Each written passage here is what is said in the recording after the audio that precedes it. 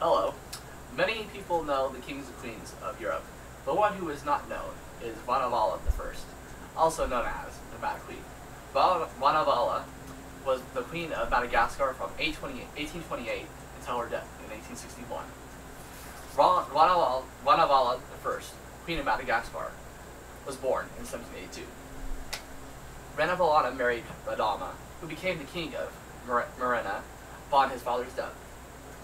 In 1828, Ranavala took reign after Radama was poisoned to death, and suspicions are believed that Ranavala was the one who poisoned him. Those who don't believe Ranavala poisoned her husband believe he killed himself. Upon Radama's death, he had no direct descendants, and according to local customs of the time, the rightful heir was Retikovi, the eldest son of Radama's eldest sister. Ranavala gained the knowledge of the death before the rest, and used this knowledge to capture her potential opponents.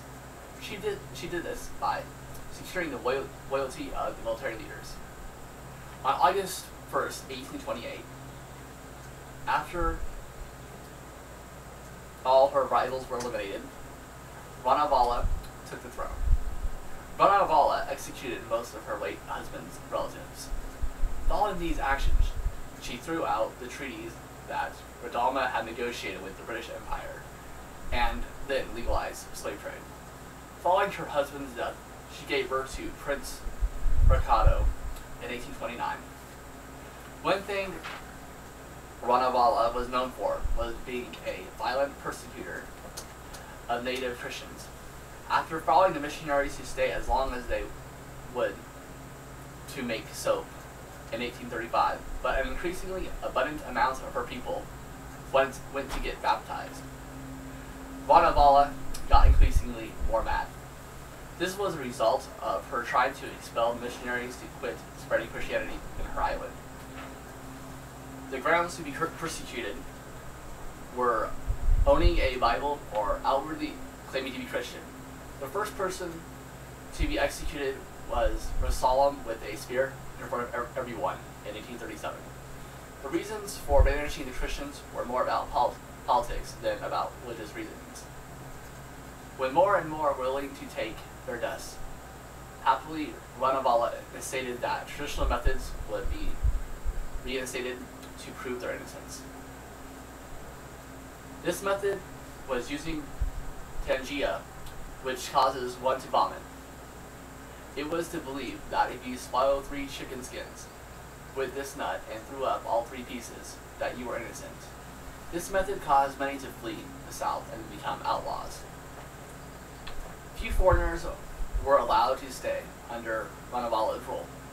A few who were able to were Napoleon de Lastel and Jean-Baptiste Laborde. Lastel operated a sugar plantation and shared his profits with Ranavala. Laborde was a clever man who got the Queen's trust and became the educator for his son, all the while planning a one-man revolution. Laborde helped out by setting up a factory producing muskets and gunpowder in 1835, using only local resources. Also, with no further suppliers, he began making goods such as porcelain, silk, soap, cement, and candles. The end of foreign contacts happened when Ranavala instated that Malagasy law, which said they would have to perform compulsory labor on the irrigation projects, which evoked the French and British to bomb the port city in 1845. As hatred for the Queen rose in Madagascar, as well in Europe, Joseph Francis Laborde sought the help of the French to win her reign. In 1857, he traveled to her court and conspired with Laborde, Ricardo's educator, and other local leaders to get Ranavala out and place Ricardo as king. When Ranavala realized their intentions, she expelled them out of Madagascar. Her son had been influenced by Laborde and was part of those against her, but Ranavala refused to believe this. On August 15th, 1861, Ranavala died and was buried in the Tomb of Queens. After Ranavala, her son, Ricardo, became King Radama II, and he only reigned for 2 years because high officials ordered him to be assassinated. Radama maintained her cruel punishings from start to finish, even when others wanted different.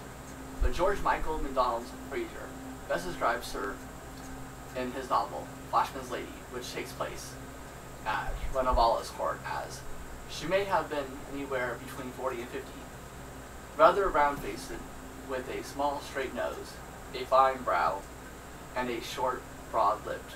Her skin was jet black and plump, and then you met her eyes, and in a sudden chill, much of her fear realized that all you heard was true, and the horrors you seen needed no further explanation.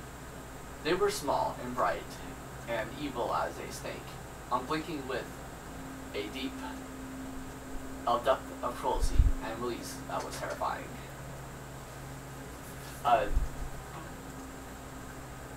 Now we're gonna watch a video that's about her.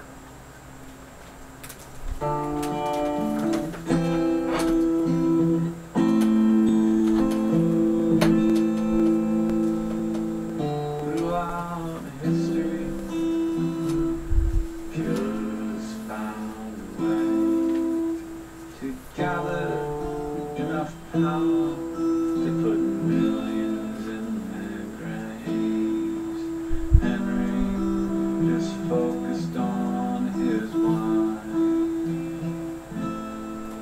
while Hitler's war took 70 million lives.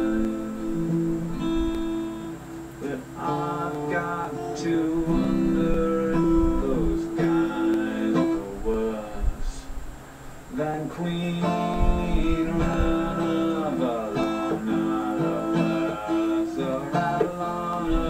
Ranavalona the First. They call her the Mad Queen of Madagascar. She'll sell you into slavery, but she'll boil you in tar, and she'll dress you up in bloody animal skins and stick the dogs on you. A third of her nation died under her rule. If ever the reign of a woman was cursed, it was Queen Ranavalona the First. Ranavalona,